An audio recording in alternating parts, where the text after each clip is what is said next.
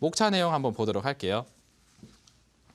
자, 오늘 강의의 이제 목차 내용은 제가 어제 말씀드리다가 중간에 끊긴 부분. 지금 시장에 상승과 하락을 쥐락펴락하고 있는 그런 주요 이슈가 바로 미국과 중국 간의 관계 개선이냐 악화이냐, 바로 이 어떻게 보면 종이장 한 장짜리.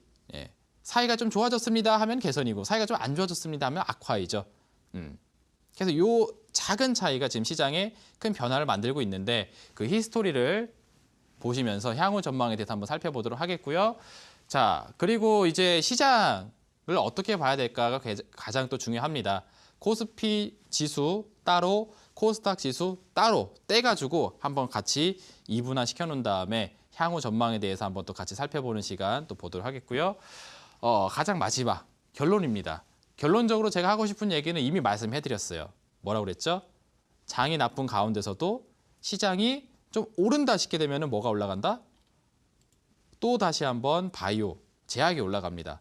아까도 보셨던 유나이티드 제약이라든지 휴마시스, 네이처셀 이런 종목들, 시장이 오후장에 잠깐 깜빡이는 그 사이에 또 상승 속도를 쫙 땡겨 올려버린 그런 종목들입니다. 시장이 반등이 났다 하면 올라가는 이 바이오주들. 그래서 최근에 낙폭이 많이 있었던 장세입니다. 만약에 이 장세를 거꾸로 올라간다면 또 바이오주들이 크게 올라갈 텐데, 그 크게 올라갈 수 있을 만한 유력한 종목에 대해서 낙폭과 유망 종목이 어떤 게 있는지 한번 같이 보는 시간 또 살펴보도록 할 거예요. 자, 그러면은 첫 번째 내용서부터 하나씩 좀 봐보도록 하겠습니다. 자료 화면 어제 준비했던 거 있으니까 그 내용 한번 보도록 할게요. 2018년도 미중 무역 전쟁의 흐름 내용이 있고요. 그 다음에 미중 정치 외교적 이런 뉴스가 왜 증시에 영향을 주는가? 상관이 없잖아요. 삼성전자하고 미국하고 중국하고 관계가 나쁜 거, 그렇게 치명타가 있을까요? 그렇지가 않단 말이에요. 또 뭐 신라젠이라는 회사, 셀트리온이라는 회사, 그 기타 바이오주들, 이런 종목이 미중 관계 악화에 따라서 어떤 대규모 하락을 맞을 만한 그런 상황이 아닙니다. 직접적인 관계가 없어요. 그럼에도 불구하고 시장은 급락해버리면서 같이 동반 하락합니다. 이유가 왜 그런지를 하나씩 좀 살펴보는 시간 갖도록 하겠습니다. 자료화면 한번 보도록 할게요. 자, 어제 제가 이렇게 보려다가 만 게 바로 이거였었죠. 화면이 약간 좀 글씨가 조그만해서 잘 안 보이기 때문에 제가 말로 설명을 하나씩 좀 풀어서 드리도록 할게요. 일단은 우리 장세 6월 달서부터 이렇게 좀 별로 좋지 못했습니다. 5월 중순경까지만 하더라도 그럭저럭 좀 볼만한 장이었었어요. 근데 6월 달서부터 하락을 하기 시작을 했는데, 특히 6월 14일이 그 기점이 되었던 요일입니다. 바로 미국에서 중국을 향해서 그러니까 중국을 향해서 보복관세가 아니죠. 관세 부과를 진행을 하겠다 하면서 뭔가 으름장을 놨었던 시기, 예고가 됐던 시기가 바로 6월 14일 그때입니다. 자, 그때가 바로 이제 2018년 6월 14일 저 첫 번째 세로선이 그어 있는 자리이죠. 자, 그래서 한 360억 달러 규모로 1차 관세 부과를 진행하겠다는 예고가 진행된 이후에 그 두려움으로 인해서 시장이 크게 하락을 하기 시작을 했습니다. 자, 그래서 대략 한 보름 이상의 시간 동안 연속적으로 하락을 쫙 해버린 다음에 실제로 7월 8일 날 1차 관세 부과가 발효가 되었습니다. 자, 그러면서 두 번째 동그라미 친 자리, 바로 저기가 발효 시점이에요. 그럼 장세는 더 빠진다? 아닙니다. 거꾸로 올라갑니다. 왜? 1차 관세 부과에 따른 두려움들이 이 예고편이 있고 나서부터 이미 사전에 반영이 되면서 빠졌기 때문에 오히려 발효가 되게 되면은, 그죠? 악재가 해소됐다라고 하면서 다시 이제 이렇게 반등이 나오게 됩니다. 근데 또 내려왔어요. 그죠? 또 장대 음봉이 막 갖다 솟아 내려버리는 그런 흐름이 진행이 됐는데, 이거는 뭐냐면은 저 위에 글씨가 써져 있습니다. 중국에서 미국 입장에서 관세 부과를 딱 공격을 했는데 맞고만 가만히 있으면은, 그죠? 뭔가 이제 싸나이답지 못한 거죠. 중국 입장에서도 지금 정부 자체가 시진핑 정부인데, 시진핑 정부 자체도 장기 집권을 하기 위한 그런 이제 그 구축 단계를 계속 해 나가야 되는 그런 정치적인 인물입니다. 그래서 중국을 중심으로 놓고 또 세계를 아우르는 또 중화 사상에 대한 부분을 이야기하는 사람인데 미국이 공격에 대한 부분을 그냥 맞고만 가만히 있으면은 그죠? 예, 본인의 정치적인 그런 입장 자체를 유지할 수가 없는 상태이기 때문에 어쩔 수 없이 본인 입장에서는 보복 관세를 또 진행할 수밖에 없죠. 예, 그렇게 되니까 미국 입장에서는 그래, 그럼 2차적으로 관세부가 한 번 더 하겠다라는 경고가 있었던 시기가 바로 저기입니다. 자, 그렇게 되니까 장이 저렇게 또 2차적인 하락을 맞이하게 된 거예요. 그래서 2차 관세부가 이야기가 또 나오기 시작을 했죠. 2018년도 8월 8일서부터 예고편이 진행이 된 다음에 또 빠집니다. 예, 이번에는 160억 달러를 추가적으로 진행하겠다라는 얘기 나오면서 추가적으로 저기 장대음봉 하락세가 한 번 더 진행이 되었고요. 그리고 또 8월 23일 기준으로 발효가 됐어요. 그럼 역시 마찬가지로 이미 예고가 나왔을 때 사전적으로 장세는 한번 떨어집니다. 선제적으로 먼저 맞아요. 아픔을 맞습니다. 그리고 발효가 되면은 떨어지는 게 아니라 거꾸로 올라갑니다. 악재가 해소됐다는 측면에서 또 상승을 하기 시작을 했죠. 그러면서 이제 미국과 중국 간의 관계 개선에 대한 이야기가 나와주면서 무역 전쟁이 아니라 무역 협상이라는 이야기들이 나오기 시작을 했습니다. 그러면서 9월 달 장 초반 때 그 9월 한 중순경까지 상승하는 분위기가 진행이 되어졌죠. 근데 중국에서 또 2차적인 관세 부과를 또 같이 진행을 한다라고 얘기가 나오고 그리고 뭔가 미중 관계에 대한 부분들이 정치 외교적으로 잘 풀리지가 않습니다. 자, 그러다 보니까 이번에 또다시 한번 3차 관세 부과를 진행하겠다라는 예고를 9월 17일 날 진행하고 나서 일주일 만에 바로 발효를 시켜버립니다. 어떻게 대처할 수 있을 만한 시간을 충분하게 두지 않고 그냥 발효가 진행이 되어버렸어요. 이번에는 규모도 굉장히 큽니다. 2천억 달러 규모 진행이 되니까 큰 폭의 하락세가 진행이 되었는데 그게 바로 지금 우리 시청자 여러분들이 최근에 맞은 급락이에요. 그죠?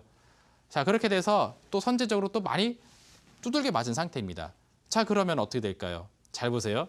그동안의 히스토리를 보게 되면은 예고가 있고 발효가 되면서 뚝, 예고가 되면서 뚝 떨어진 다음에 발효가 되면서 올라가지고 하는 모습이 진행이 되었었는데 이번에는 예고와 발효 시점에서의 큰 격차가 없었습니다. 그러다 보니까 발효 시점 이후에 크게 하는 모습이 진행이 되었던 거예요. 근데 낙폭의 사이즈를 보게 되면은 지금 충분히 내려올 만큼 내려와져 있는 상태입니다. 그러면 이제 얘기가 다 끝났기 때문에 다시 반등점을 잡으면서 올라가주는 시세가 진행이 되겠죠. 그래서 우리 투자분들이 지금 보셔야 되는 거는 그동안의 하락한 부분을 보는 게 아니라 반등에 대한 기회 장세를 지금 생각을 해주셔야 될 때입니다.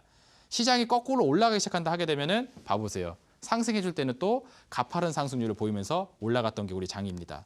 그죠? 그래서 최근까지 진행됐었던 일주일 동안에 6% 이상의 하락이 있었던 코스닥 장세에 다시 거꾸로 올라가는 거 보셔야 되겠어요. 아시겠죠? 자, 그리고 환율과 지금 이제 무역 전쟁에 대한 부분들이 증시에 계속 작용을 하고 있는데 그 상관고리를 보시게 되면은 다음 화면에 내용을 통해서 볼 수가 있습니다. 이렇게 볼 수가 있어요. 미국하고 중국의 정치 외교적인 흐름하고 증시의 상관관계. 그러니까 이게 왜 관계가 있냐면은 지금 우리 시장의 하락의 원인 여기 첫 번째 네모칸 보이시죠? 아까 방송 서두에서 앵커님이 얘기했던 것처럼 외국인이 대량으로 팔았다. 그래서 시장이 하락했다. 바로 여기 원인이 있습니다. 그러니까 외국인들은 왜 나가느냐?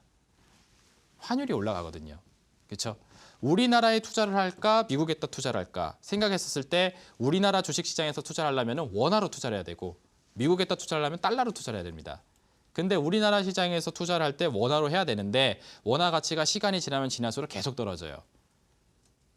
그럼 주식장에서도 수익 내기가 어려운 상태인데 환율 효과로 인해서 추가적인 손실까지 본다. 그러면 괜히 우리 시장에서 투자 베팅을 할 만한 매력을 찾지를 못하죠. 그럼 어떡합니까? 떠나는 거죠. 그래서 외국인 자금 이탈이 나오게 되는 모습. 이런 상관관계가 있어요.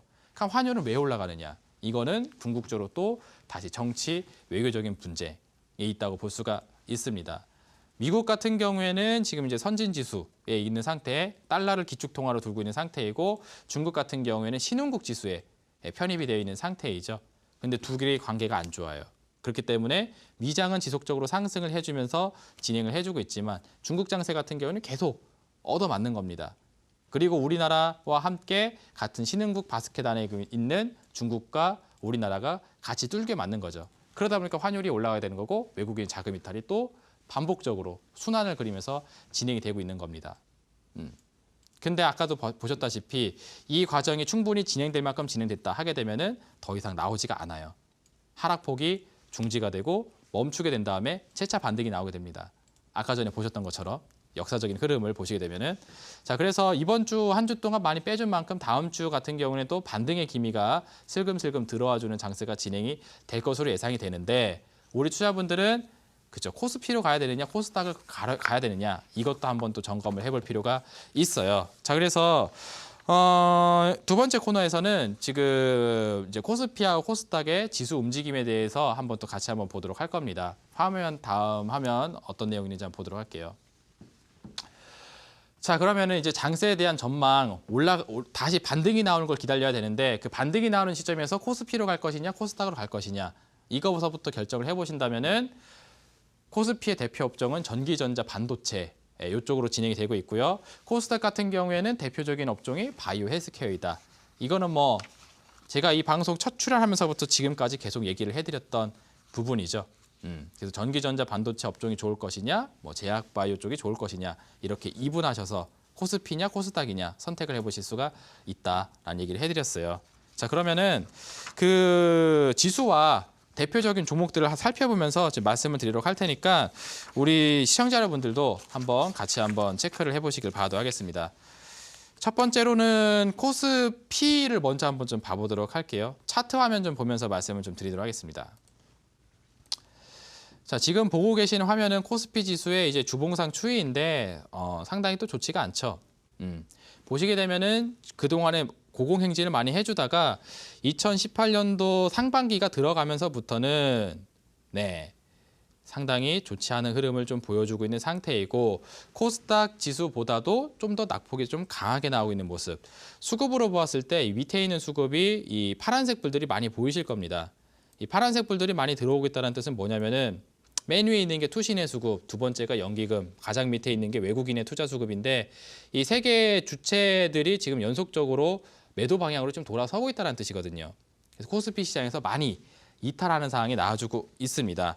자, 그리고 코스피 하면 가장 먼저 생각해 볼 수 있는 종목이 또 삼성전자이죠. 삼성전자의 주가 추이를 본다 하게 되면은 코스피하고 거의 똑같이 나와져 있는 상태입니다. 많이 올라가 줬어요. 작년서부터 보게 되면은 주가가 이제 57,200원 수정 주가 액면 분할한 이후에 가격으로 보게 되면 57,500원까지 상승을 해줬고 지금 이렇게 되어 있는 상태입니다. 그죠? 그리고 밑에 또 수급을 보시게 되면은 또 파란색 불들이 또 엄청나게 많이 켜져 있는 게 확인이 되실 거예요. 그죠?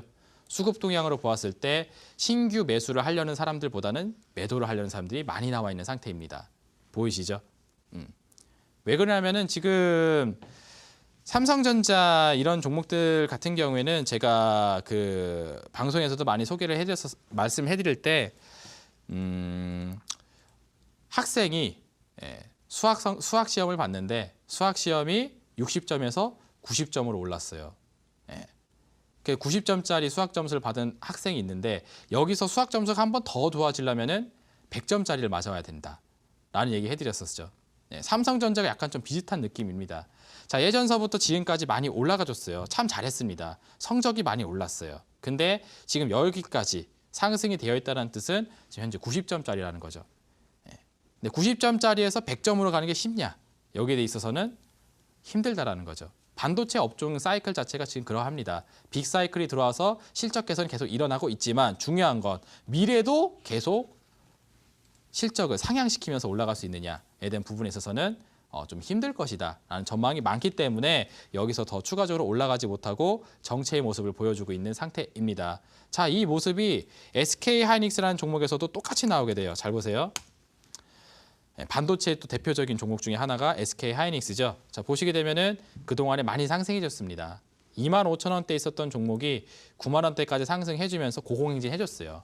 60점짜리 수학 점수가 90점까지 올라갔다라는 거죠. 쉽게 얘기해서. 그럼 90점짜리 학생이 100점까지 가려면은 한 문제도 틀리지 않고 다 맞아야 됩니다. 완벽해야 된다는 거죠. 근데 완벽할 수 있을 수 있느냐 미래에도 거기에 있어서는 조금 힘들겠다라고 하다 보니까 차익 물량이 나오기 시작을 하면서 떨어집니다. 자, 그리고 이 수급을 봐보세요. 가장 위에 있는 게 투신, 그 밑으로 연기금, 그 다음으로 외국인입니다. 자, 파란색 불들이 다 켜져 있죠. 이건 뭡니까? 우리 시장의 메이저 수급들이 SK 하이닉스에서부터 이탈을 연속적으로 계속 해주고 있는 상태이다.